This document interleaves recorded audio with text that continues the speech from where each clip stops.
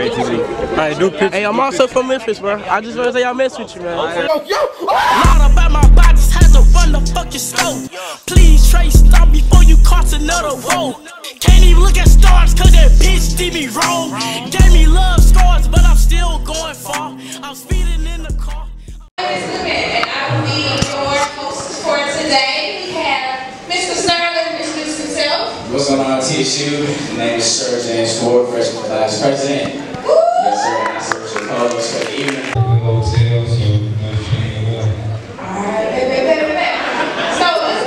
let's get into it. Some things that we want to look about you. Alright, so where did the name NLE Choppa come from? NLE Choppa. So I was in 9th grade. I went through like a transformative like a period of my life. I was dealing with like the heartbreaks with females, heartbreaks to people I thought was solid to me, it wasn't solid to me. And I kind of isolated myself and started to call myself no love. So within the process of calling me no love, it was just showing like that I was gonna love myself before I loved someone else.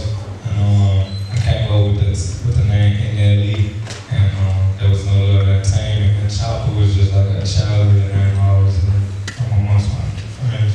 That's what's up. That's what's up. No love. So are you still residing in that space right now? I mean, I'm a very loving person. I mean, shoot, I live in love every day.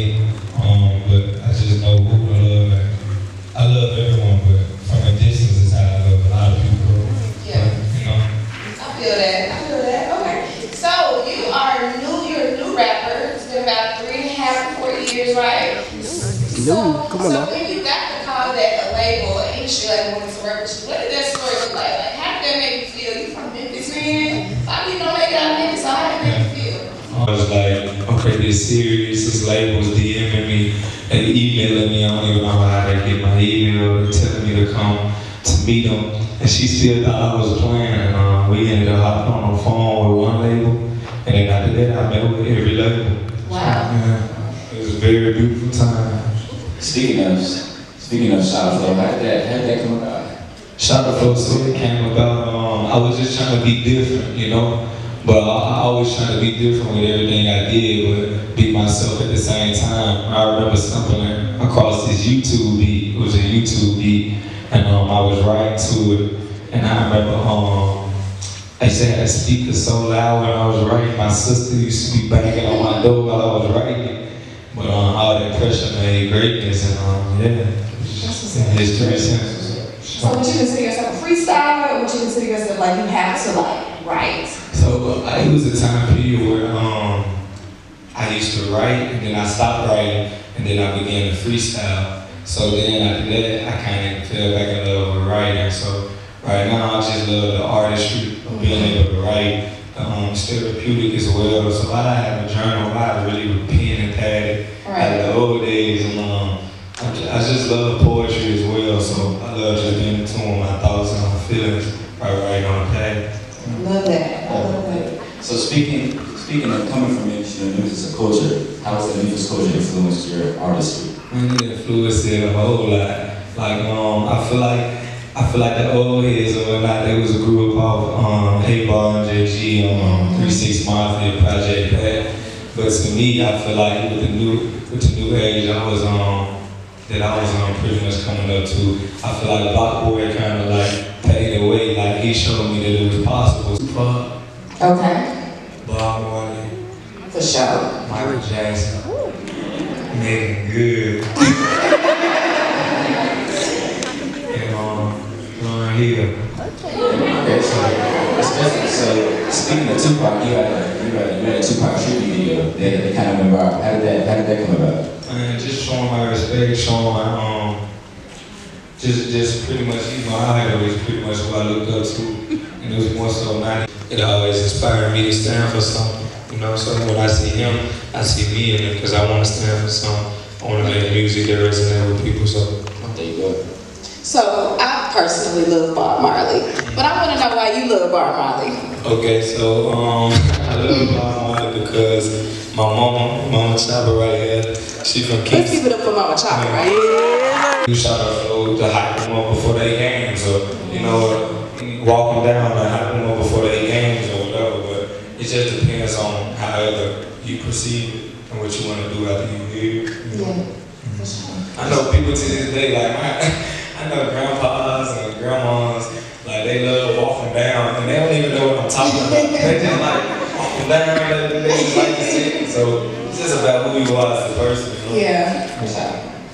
So speaking from the community aspect, now that you acquired all this fame, what are you looking like going out into the community, doing stuff for your community? What is that looking like? Man, that's a great question. I just love to tap in with the youth. You know, I like to tap in with the kids because I know that they're the future, and I know if anyone can change the world, it's the kids. You know, I feel like I'm still youthful. I just turned 20 like 2 months ago. Happy birthday!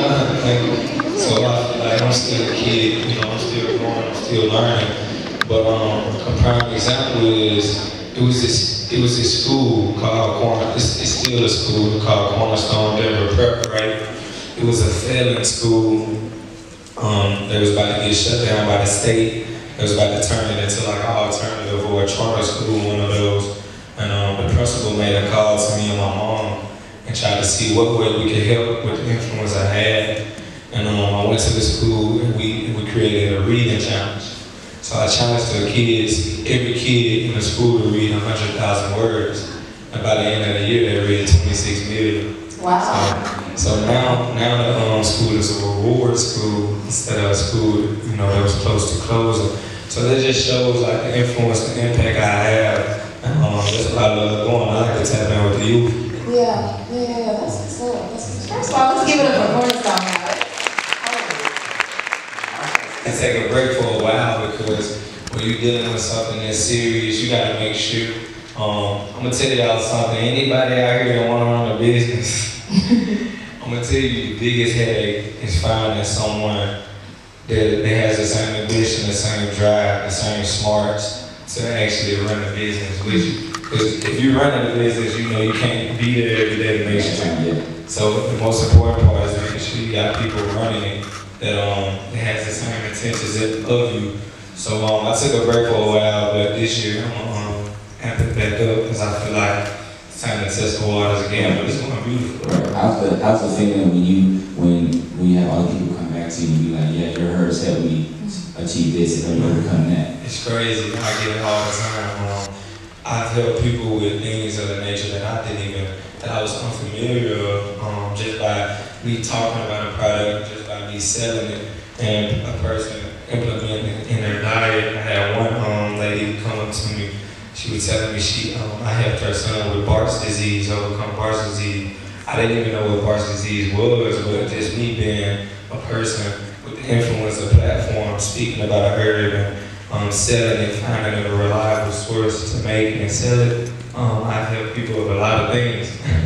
I kid you not, the first time I had someone, it was like, it's small to me, but it's still like big because she could have passed away from it. It was this girl, I had this girl come over my house, and I told her specifically, don't eat my food, because I was gonna eat it later. And she ended up eating my food, and she was allergic to nuts. And it had nuts in it.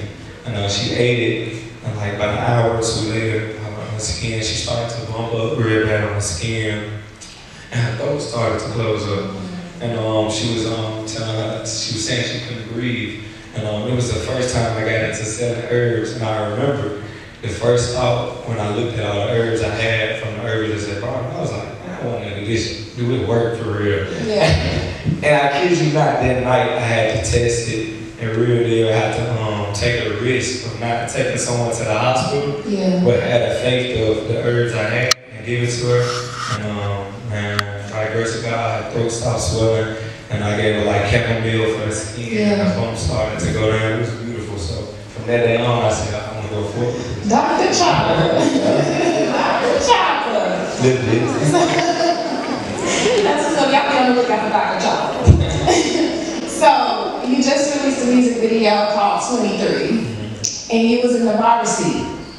What was the creative thought process behind creating that video?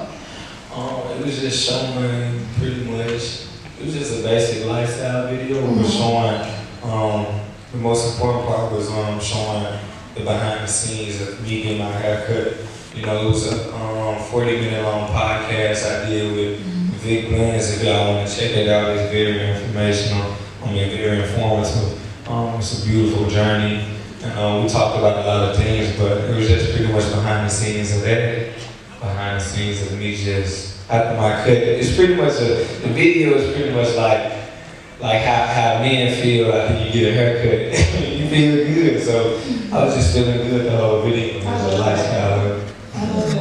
So speaking of relationship with Vice Big Blends, how's that grown over the past couple of years? Because I remember in the video when you all first did your first haircut with him, and you was doing the video how he flew out to your house and he was cutting your hair. How's that relationship grown from then to now? It shows what life is all about. The biggest cases they don't know where to start, they don't know where to begin. What's your piece of advice on how they should start? I feel like being new, like trying to do something new or just embracing a new journey is always a difficult one because it's pretty much killing the old traits, the old habits. So everything's gonna not feel normal or it's gonna feel like it's a sacrifice. But one thing I know is risk and reward is very prominent. You know, you have to take risk to get rewards, and plus you're doing something for your greater good. So if you're skeptical on just starting a journey, it's pretty much cutting yourself short because, I mean, that's pretty much saying I'm skeptical of wanting what's best for me. You know, we all have things we can improve on, so I feel like life is just about evolving. Once you sit down, once you look yourself in the mirror and you ask yourself, what is it on the inside I can improve in, and what is it that I'm a slave to? We're slaves to a lot of things, whether it's food, whether it's drugs, whether it's how we treat people. What are we slaves to? Once we find that out, we break those chains, and that's when God will reward us. That's what's up. Oh, that was good. That was real good. Oh, that was real good. Yeah. My first song I released is, I gotta say, Walk 'Em Down, just how the simple fact. I feel like it's the most diverse one I released because it's like kids dance to it, people my age dance to it, the elders dance to it, and it's my biggest song. I think it's my biggest song to date, my biggest song. So I always like to go after the best. I'm in competition with myself, so I'm trying to top that song. Gotcha. Yeah. So speaking of topping that song, we got your new track that you will be releasing on Friday. Yes. So any of you want to run that? Do you feel like you want to get a people with that? So then we're gonna put a few on this side and a few on this side. What we finna see?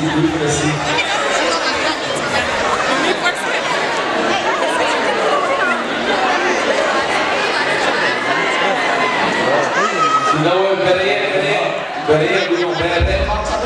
We're gonna band that. We're gonna band that. We're gonna go one by one. So we wanna go first. Like, I don't pop it on. Let's go.